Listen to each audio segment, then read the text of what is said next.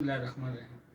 آج میرے لیے بڑا خوشی کا مقام ہے کہ آج جس ہستی سے میں انٹرویو کرنے جا رہا ہوں وہ میرے زندگی کے ساتھ ان کا ایک بہت عرصہ گزرا ہے، اور آج انہوں نے پہلی دفعہ مہربانی کی ہے، میری ریکویسٹ پر وہ آئے ہیں، اور ان سے آج میں انٹرویو کرنے جا رہا ہوں انجینئر ویلفیئر ایسوسی ایشن بلڈنگز اینڈ ہائی وے کے حوالے سے، کیونکہ ایسوسی ایشن اس وقت جو ہے وہ نہ ہونے کے برابر ہے، بلکہ یہ سمجھے کہ انا للہ و انا الیہ راجعون ہو گئی ہے تو بے جانا ہوگا، کیونکہ ایسوسی ایشن جو ہوتی ہے بیسیکلی وہ اس لیے ہوتی ہے کہ ہم یہاں پر انجینئر کی ویلفیئر کی جائے، ان کی بھلائی، ان کے مسائل، ان کی مشکلات کو بہتر طریقے سے کیا جائے۔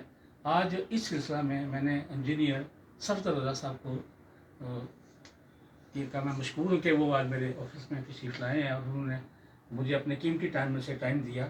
میری آپ سے صفدر بھائی آپ سے گزارش ہے کائنڈلی آج ذرا آپ ویلفیئر ایسوسی ایشن کا خلاصہ کریں کہ یہ اس کا قیام کب ہوا، اور یہ کب اور کیوں آگے جا کے ترقی کی، پھر زوال پذیر ہوئی، اس کے اوپر تھوڑا سا روشنی ڈالیں۔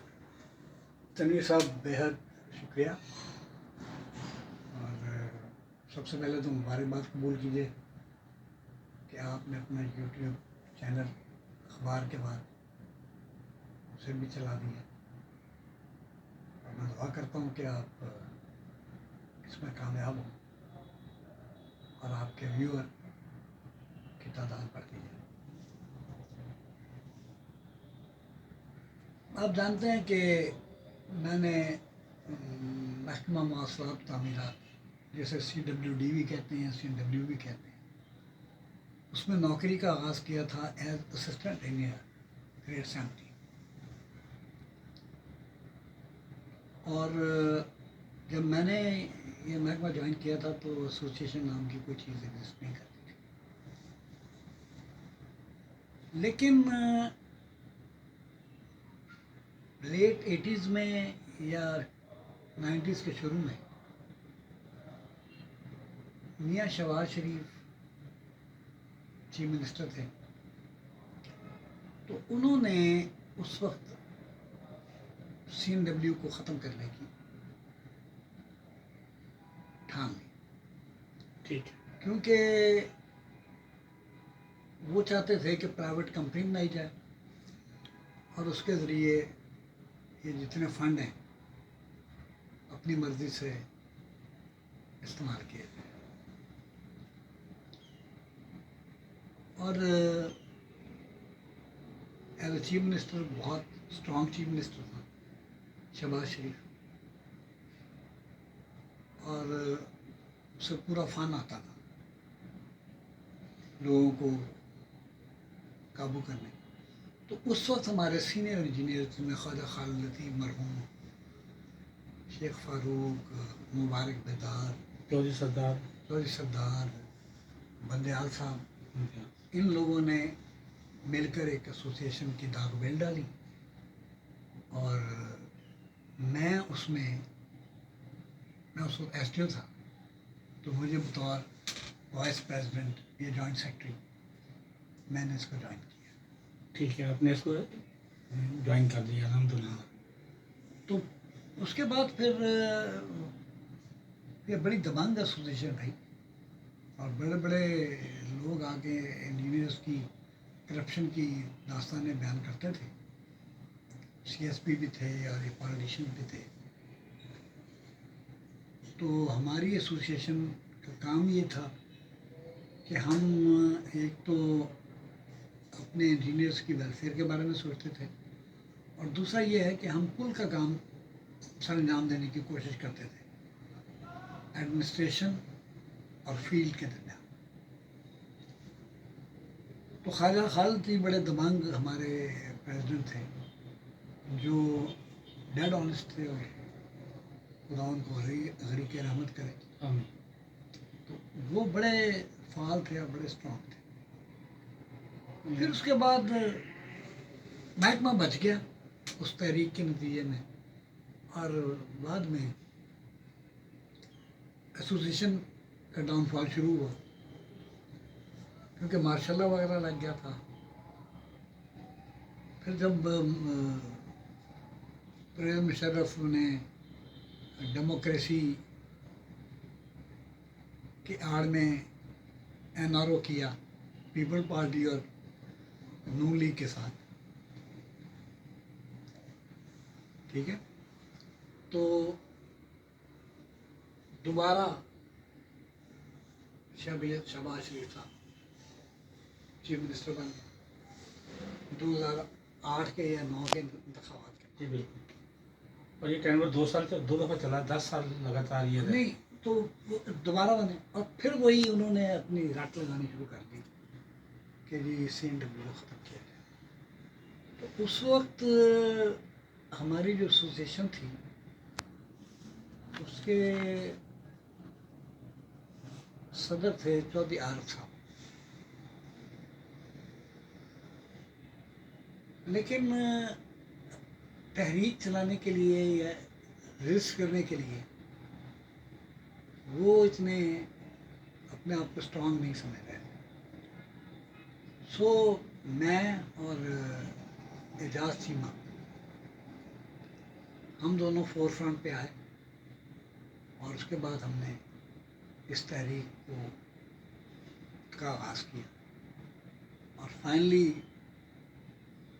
آپ کو یاد ہوگا تنویر صاحب کے آپ نے اس کو کور بھی کیا ہوا ہے. جی بالکل, میں ہم نے کور کیا.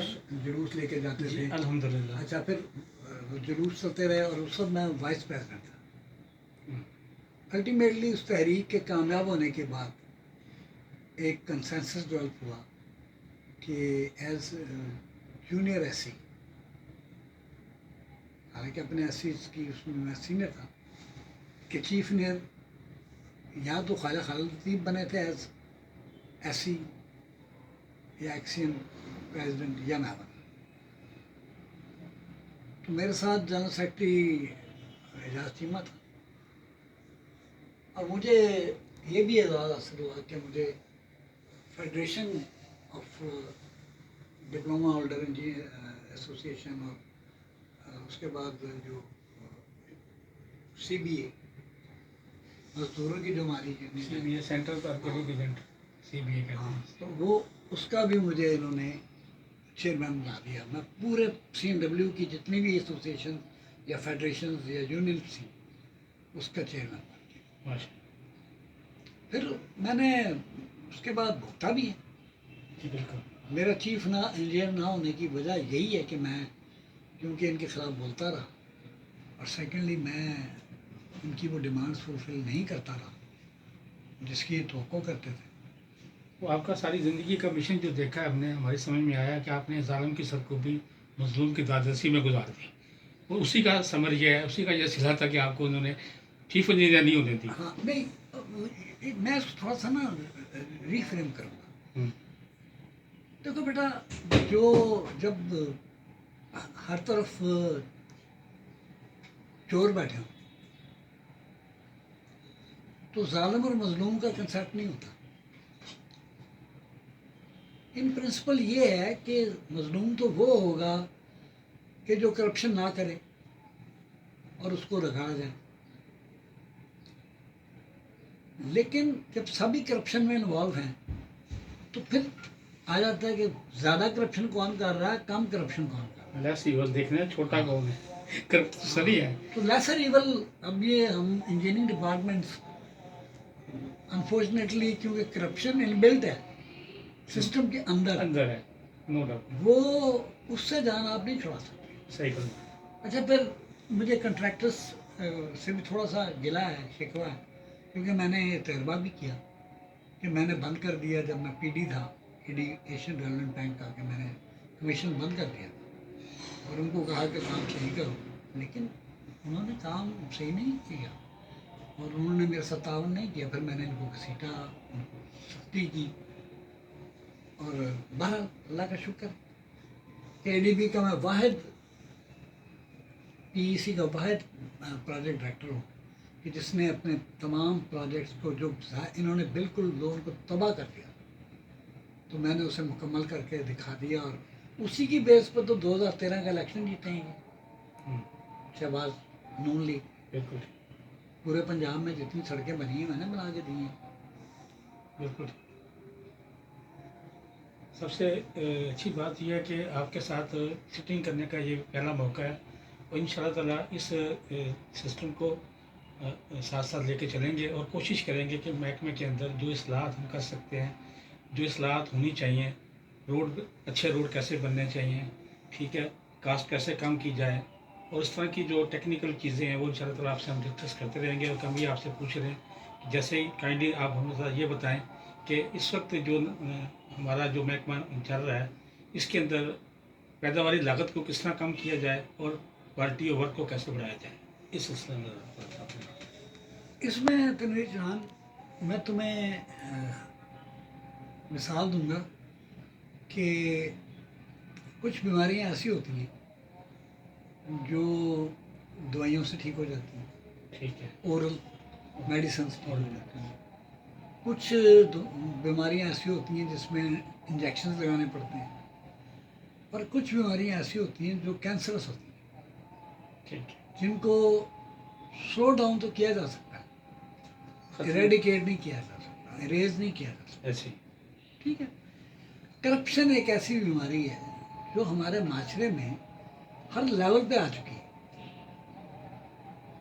اگر میں صحیح بات کروں اور اپنی آبزرویشن بتاؤں تو ٹھیلے پہ جو پھل بیچ رہے ہیں نا وہ بھی کرپٹ ہے. دکان پہ جو بیٹھا ہوا منافع خوری کر رہا ہے وہ بھی کرپٹ ہے. ٹھیک ہے. جو ٹریفک قوانین کی پابندی نہیں کر رہا وہ بھی کرپٹ ہے. جو انصاف مہیا نہیں کر رہا وہ بھی کرپٹ ہے. جو ایڈمنسٹریشن پراپر نہیں چلا رہا وہ بھی کرپٹ ہے. تو یہ پورا آوے کا آوا جو ہے نا کچھ ایسی ریتیں رواجیں ڈالی گئی ہیں کچھ لوگوں کے ذاتی مفاد کو سرو کرنے کے لیے کہ پوری قوم کو ہی کرپشن کی طرف مائل کر دیا گیا. تھوڑی دیر کے لیے بریک لیتے ہیں، اذان کے بعد پھر دوبارہ بات کرتے ہیں پلیز.